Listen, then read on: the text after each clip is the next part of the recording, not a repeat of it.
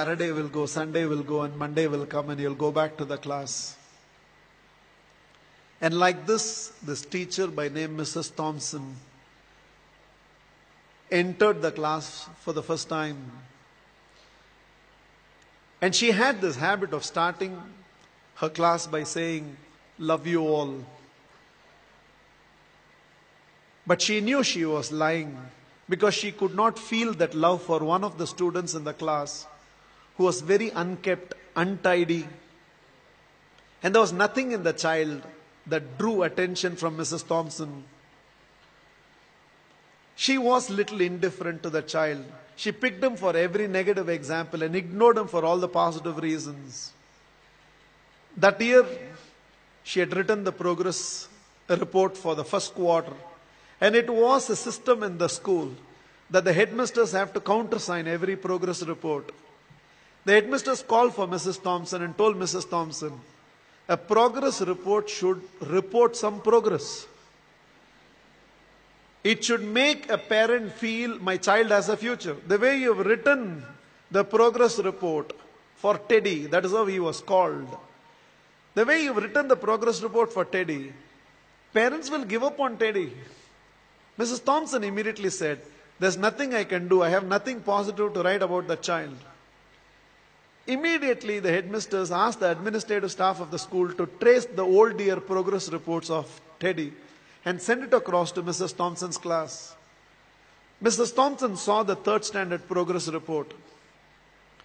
And it was written, the final remarks, Teddy is the brightest child in the class. She was stunned by what she read. She saw the fourth round progress report, and progressively all the remarks suggested that Teddy's mother was suffering from terminal cancer. She is not able to give the attention she used to give to Teddy, and it's just beginning to show up on the performance of Teddy. The fifth standard progress report read, Teddy had lost his mother and along with that himself. He desperately needs help, otherwise we will lose this child. By then there were tears in the eyes of Mrs. Thompson. She looked at the principal and said, I know what to do. And she went back to the class. Probably it was a Monday morning. She walked into the class and again from the dais of the class, looked at the class and said, love you all. But she knew she was lying. The love she was feeling for Teddy right now was far, far greater than the rest of the class. She decided that she is going to change her approach. For every positive reason, Teddy's name was called. There was no more a negative reference to the whole thing. The last day of the school came. All the children had brought some gifts for the teacher. There was only one gift which was wrapped up in an old newspaper. Somehow, the sense of a teacher, she knew that it must be from Teddy. She opened that first. A half-used perfume bottle and a bracelet from which a few stones had already fallen was there. The whole class laughed, knowing it was from Teddy. But without saying anything, Mrs. Thompson just took that half-used perfume bottle, sprayed it on her, wore that bracelet. With a quarter smile, it seems Teddy told, now you're smelling like my mother. This is the last perfume that she used before she left me. And this is what was removed from her body before she was taken into the coffin. 1 year later, end of the school, end of the year, there was a letter on Mrs. Thompson's table. I have seen few more teachers, but you're still the best teacher I've ever seen. With love, Teddy. Every year till the end of the year, Mrs. Thompson used to get this letter from Teddy. I've seen few more teachers, but you're the best teacher I've ever seen, Teddy. Years rolled by, they lost contact. Somewhere an agent traced Mrs. Thompson, who had retired by now, and handed over a letter. And the letter was signed, Dr. Theodore, PhD. Teddy had gone on to become a PhD. And the letter read, I have seen many more people in life, Mrs. Thompson. This is your Teddy. You're still the best teacher I've ever seen.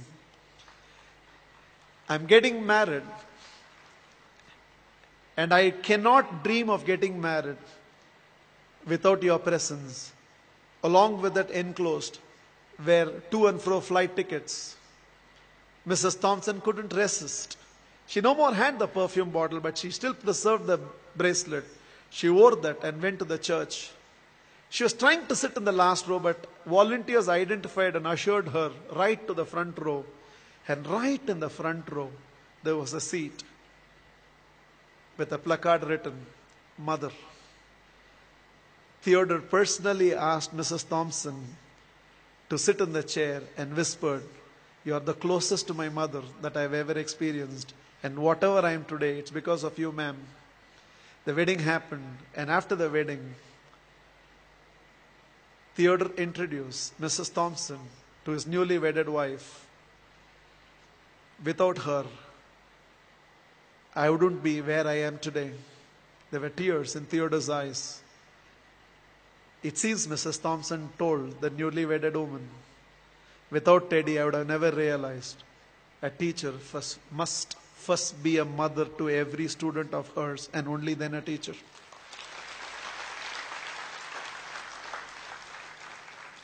This is just my request to all of you. There is a Teddy sitting in your class.